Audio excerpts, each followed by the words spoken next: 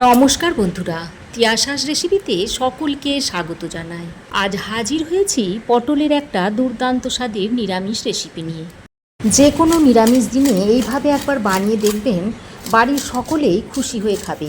ভাত, রুটি, পরোটা সব কিছুর সঙ্গেই খেতে এটা দুর্দান্ত লাগে। আশা করছি রেসিপিটা আপনাদের ভালো লাগবে।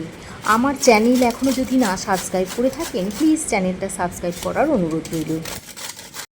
এখানে আমি 6টা পটল নিয়েছি। পটলের খোসাগুলো অল্প অল্প রেখে রেখে আমি ছাড়িয়ে নিয়েছি। এবার আমি এরকম একটা বড় ছিদ্রওয়ালা গ্রেটার নিয়েছি। এই বড় ছিদ্রওয়ালা গ্রেটারের সাহায্যে আমি এই পটলগুলোকে একটু গ্রেট করে নেব।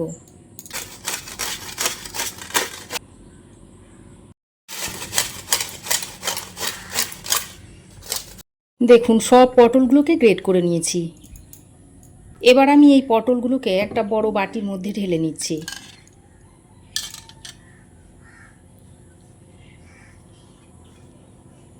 এবার আমি এর মধ্যে দিয়ে দিচ্ছি লঙ্কা কুচি, দিয়ে দিচ্ছি বেশ খানিকটা গ্রেট করা আদা কুচি, দিয়ে দিচ্ছি একটু হলুদের গুঁড়ো, হাফ চামচ মতো দিয়ে দিচ্ছি ধনে গুঁড়ো, হাফ চামচ দিয়ে দিচ্ছি জিরে গুঁড়ো, সামান্য লাল লঙ্কার গুঁড়ো দিয়ে দিচ্ছি, কাশ্মীরি লঙ্কার গুঁড়ো দিয়ে দিচ্ছি হাফ চামচ, অল্প একটু গরম মশলার গুঁড়ো দিয়ে দিচ্ছি।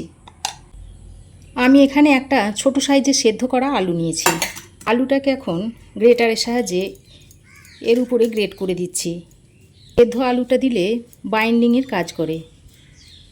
খুব বেশি বড় আলু দেওয়ার দরকার নেই, একটু অল্প করে দিলেই হবে। আর আমি এখানে নিয়েছি 1 টেবিল চামচ মতো ছানা। আমি এখানে ছানাটা দিচ্ছি, আপনারা চাইলে পনিরও দিয়ে দিতে পারেন। এবার আমি এর মধ্যে দিয়ে দিচ্ছি 4 চামচ মতো বেসন।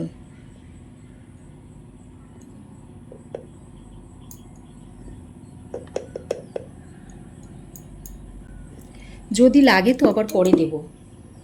এবার দিয়ে দিচ্ছি স্বাদ মতো নুন আর হাফ চামচ মতো চিনি দিয়ে দিচ্ছি। এবার সব কিছুকে আলতো হাতে একবার এইভাবে মেখে নিতে হবে। খুব চেপে চেপে মাখবেন না, নুন দেওয়া আছে তাহলে এর থেকে জল বেরিয়ে যাবে। দেখুন মিশ্রণটা তৈরি হয়ে গেছে। আর দেখুন এইভাবে মুঠো করলে দেখুন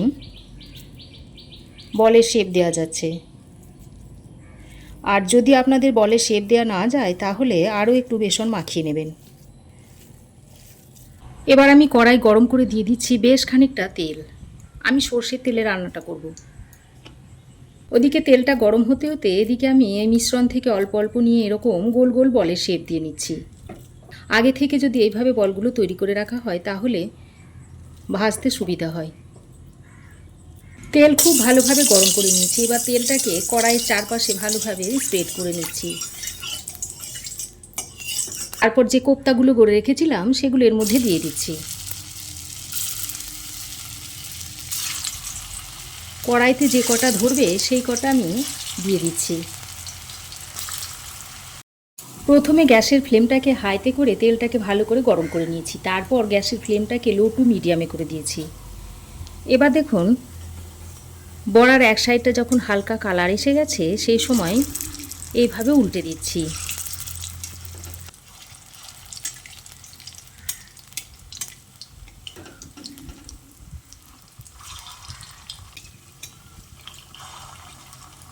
এবার কোপ্তাগুলোকে এইভাবে উল্টে পাল্টে লালচে করে ভেজে নিতে হবে। দেখুন কোপ্তাগুলোকে আমি লালচে করে ভেজে নিয়েছি। এবার কোপ্তাগুলোকে তুলে নিচ্ছি।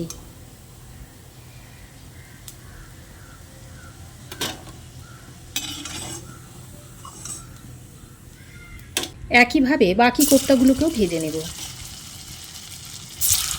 আর বাকি যে কটা আছে সে কটাকে দিয়ে দিচ্ছি।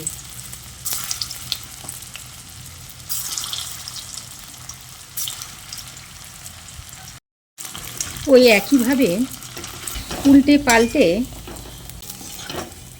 লালচে করে ভেজে তুলে নিচ্ছি।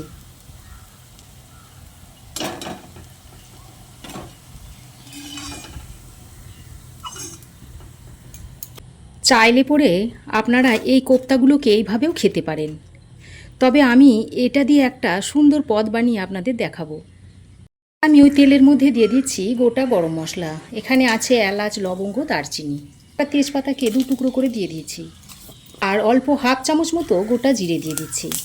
তারপর ফোড়নটাকে কয়েক সেকেন্ড ভেজে নিচ্ছি। এই রান্নাটা করার জন্য আগে থেকে একটা মশলা তৈরি করে রেখেছিলাম, সেটা এখন আপনাদের দেখিয়ে দিচ্ছি। একটা মিক্সিং জারের মধ্যে নিয়ে নিচ্ছি আদা, দিয়ে দিচ্ছি 2টো কাঁচা লঙ্কা, 4-5টা মতো কাজু দিয়ে দিচ্ছি, আর একটা বড় সাইজের টমেটোকে কুচিয়ে এর মধ্যে দিয়ে দিচ্ছি। তারপর অল্প পরিমাণে জল দিয়ে দেখুন এই রকম একটা মিহি পেস্ট আমি তৈরি করে নিয়েছি।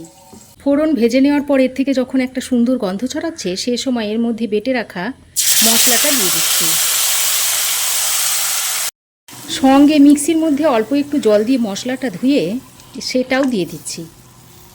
এবার মশলাটাকে লো টু মিডিয়াম ফ্লেমে বেশ খানিকক্ষণ সময় ধরে কষিয়ে নিতে হবে। মশলাটা বেশ খানিকক্ষণ কষিয়ে নিয়ে এবার এর মধ্যে কিছু গুঁড়ো মশলা যোগ করে দিচ্ছি। দিয়ে দিচ্ছি হাফ চামচ হলুদ গুঁড়ো, হাফ চামচ দিয়ে দিচ্ছি ধনে গুঁড়ো, সামান্য একটু ঝাল লঙ্কার গুঁড়ো দিয়ে দিচ্ছি, আর হাফ চামচ মতো দিয়ে দিচ্ছি কাশ্মীরি লঙ্কার গুঁড়ো। এবার এখানে স্বাদ মতো নুনটা দিয়ে দিচ্ছি, আর অল্প সামান্য কয়েক দানা চিনি দিয়ে দিচ্ছি। তারপর মশলাটাকে আরও কিছুক্ষণ কষিয়ে নিতে হবে। দেখুন বেশ খানিকক্ষণ সময় ধরে মশলাটাকে খুব ভালো করে কষিয়ে নিয়েছি, আর মশলা থেকে দেখুন তেল ছাড়তে শুরু করেছে। এবার একবার ভালো করে নাড়াচাড়া করে নিয়ে এর মধ্যে দিয়ে দিচ্ছি গরম জল, বেশ খানিকটা পরিমাণে গরম জল এর মধ্যে দিয়ে দিচ্ছি। তরকারিটা একটু মাখো মাখো হবে, তবে এই ঝোলের মধ্যে আমি যেহেতু কোপ্তাগুলো যোগ করব, কোপ্তাগুলো তখন অনেকটাই জল টেনে নেবে, তাই জলটা একটু বেশি পরিমাণেই দিতে হবে। দেখুন জলটা দিয়ে ভালো করে নেড়ে চেড়ে মিশিয়ে নিচ্ছি। গরম জলটা দিয়ে আমি আরও 2 মিনিট মতো ফুটিয়ে নিয়েছি। এবার আমি এর মধ্যে দিয়ে দিচ্ছি 1 চামচ মতো ঘি, আর অল্প সামান্য একটু গরম মশলার গুঁড়ো দিয়ে দিচ্ছি। তারপর ভালো করে নেড়ে চেড়ে মিশিয়ে নিচ্ছি। ঘি ও গরম মশলাটা আমি এই সময় দিয়ে নিলাম। কোপ্তাগুলো দেওয়ার পর ঘি গরম মশলাটা দেওয়া যাবে না, কারণ কোপ্তাগুলো দিয়ে বেশিক্ষণ রান্না করা যাবে না। ভালো করে নেড়ে চেড়ে মিশিয়ে নিয়ে এবার আমি এই কোপ্তাগুলো একে একে এর মধ্যে দিয়ে দিচ্ছি।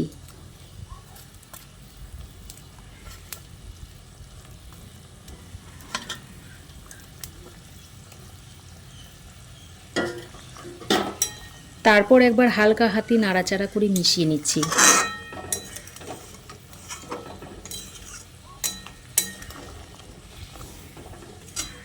দেখুন খুব ভালো করে নেড়ে চেড়ে মিশিয়ে নিয়েছি। এবার ঢাকা দিয়ে 2 মিনিট মতো রান্না করে নিচ্ছি। দেখুন বন্ধুরা, ঢাকা দিয়ে আমি আরও 2 মিনিট রান্না করে নিয়েছি, আর রান্নাটা দেখুন এখন সার্ভ করার জন্য রেডি। তো রেসিপি কেমন লাগলো অবশ্যই কমেন্ট করে জানাবেন। ভালো লাগলে একটা লাইক ও শেয়ার করবেন। পাশে থাকা বেল আইকনটাও অবশ্যই প্রেস করবেন। আর আমার চ্যানেলে নতুন বন্ধু হয়ে থাকলে প্লিজ চ্যানেলটা সাবস্ক্রাইব করার অনুরোধ রইল। আজ এ পর্যন্তই। আবার দেখা হবে নতুন কোনো রেসিপি নিয়ে নেক্সট এপিসোডে। সে পর্যন্ত ভালো থাকবেন, সুস্থ থাকবেন। ধন্যবাদ।